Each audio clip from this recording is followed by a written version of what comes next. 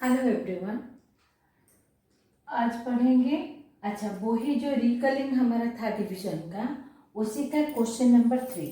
अब ये जो क्वेश्चन नंबर 3 हम डिस्कस करने से पहले ये थोड़ा प्रॉपर्टीज, इसको हम प्रॉपर्टीज बोलते हैं, तो इसको थोड़ा ध्यान में रख देंगे तो हमें इजी होगा क्वेश्चन नंबर 3 सॉल्व करने में। तो क्या लिखा है देखिए, एनी नंबर, ये नो नहीं, ये नंबर है, NUMB या ना लिख के मैं नो लिख दी हूँ। एनी नंबर डिवाइडेड बाय 1, मतलब आंसर इज सेम नंबर। जैसे कि ईजी मतलब एग्जाम्पल, एक एग्जाम्पल दिए हो, कोई भी नंबर हो उसका, अगर इसको हम डिविडेंड बोलते हैं, अगर डिविडेंड हमारा जो भी हो, अगर वो 1 के डिवाइजर अगर 1 होगा तो डिविडेंड जो है वही आंसर है आपका आना है। ये वो फर्स्ट प्रॉपर्टी। सेकंड क्या है देखो, both dividend and divisor have same number, so answer will be 1। देखिए यहाँ पर ये मतलब एग्जाम्पल है, देखो कोई भी नंबर हो अगर उसका डिवाइजर और डिविडेंड सेम हुए तो हमेशा उसका आंसर 1 होगा। चाहे यहाँ पर 4 हो, 5 डिजिट हो, 6 डिजिट, जितने भी डिजिट हो, लेकिन दोनों का अगर डिवाइजर डिविडेंड दोनों सेम हुए तो हमेशा उसका आंसर 1 ही आएगा। देन थर्ड वन क्या है, इफ डिविडेंड इज 0, जो डिविडेंड हम जिसको डिवाइड कर रहे हैं तो अगर वो 0 हो जाएगा तो आपका डिवाइजर कोई भी नंबर रहे, अगर डिविडेंड 0 है तो हमेशा आंसर हमारा 0 ही रहेगा। आज आपको याद होगा मल्टीप्लिकेशन भी, कितने से बड़े भी नंबर हो उसको अगर 0 के साथ मल्टीप्लाई करते हैं तो वो 0 आता है। तो उसी तरह अगर डिविडेंड 0 हुए तो हमेशा आंसर उसका 0 आएंगे। तो ये तीनों प्रॉपर्टीज को हम ध्यान में रखेंगे तो हमारा क्वेश्चन नंबर जो 3 है वो आप आराम से सॉल्व कर लोगे। ठीक है,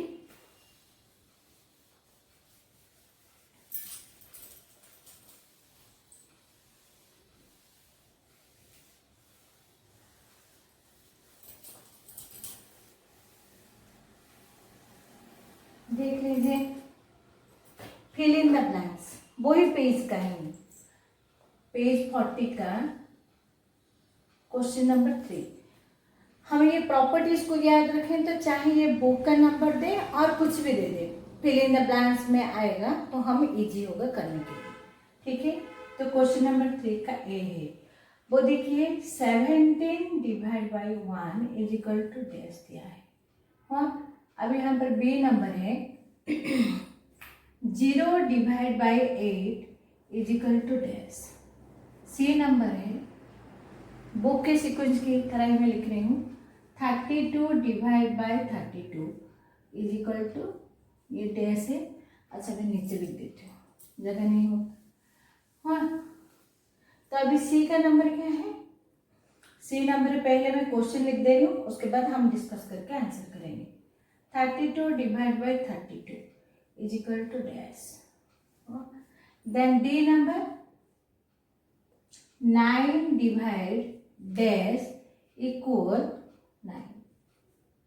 मैं सिर्फ क्वेश्चन ही लिख रही हूँ। हाँ, A number dash divide 6 equal 0।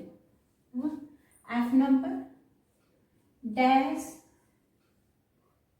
Divide 1 is equal to 18।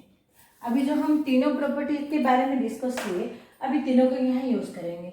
हम पहले क्या पढ़े थे, कोई भी अगर नंबर 1 के साथ डिवाइड हो रहा है तो डिविडेंड जो है वो ही हम आएंगे, अब वही आंसर होगा, तो यहाँ पर हो गया आपका 17।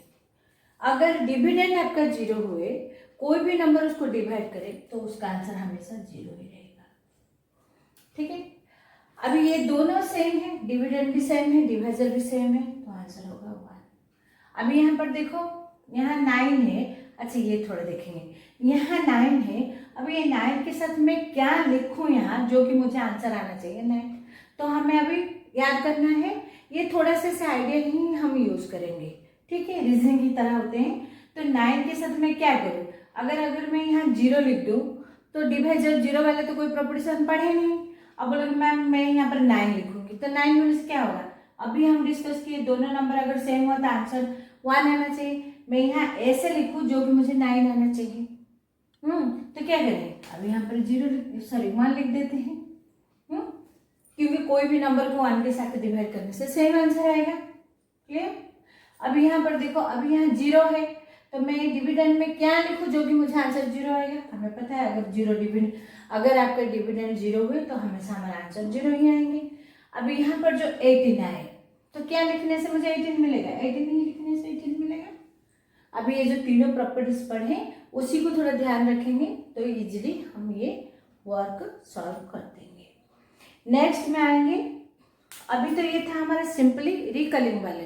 अभी हम क्या पढ़ते, हम 3 में पढ़े थे जी सिर्फ 3 डिजिट नंबर को 1 डिजिट नंबर में लॉन्ग डिवीजन में था। अभी हम डिस्कस करेंगे अगर हमारे पास 4 डिजिट नंबर होगा तो हम उसको कैसे डिवाइड करेंगे। ठीक है, तो नेक्स्ट क्लास में देखेंगे। Thank you.